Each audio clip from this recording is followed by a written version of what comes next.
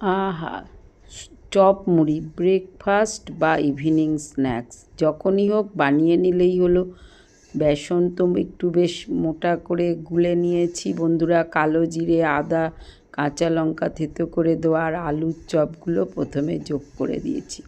এইভাবে ডুবো ডুবো করে বেসন তুলে আস্তে আস্তে ভেজে নিলে আর হালকা করে হয়ে গেলে দারুণ হয়।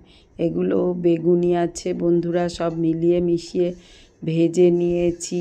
মুচমুচে খাস্তা বেগুনিগুলো তো আহা! লম্বা করে ভাজলে অনেকটা বেশ বেসন মাখিয়ে একটু সমস্যা হয়। ঘরের জন্য ছোটো গোল গোলগুলোই একদম পারফেক্ট বন্ধুরা। ছাঁকা তেলে ভেজে তুলে নিন, চটজলদি হয়ে যাবে। আর এগুলো হচ্ছে আলুর চপ।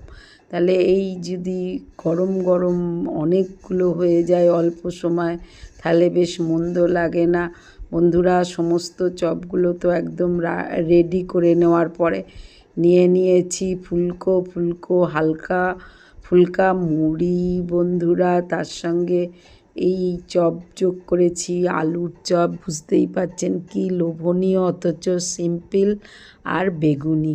তাহলে 10 থেকে 15 মিনিটে ইচ্ছা হলেই এই রেসিপিটা করে ফেলতে পারেন। আর পরিবারের সবাই মিলে বসে পড়লে বেশ গল্প আড্ডা দারুণ জমে যায়। আজ আসি, বাই বাই, সঙ্গে থাকুন।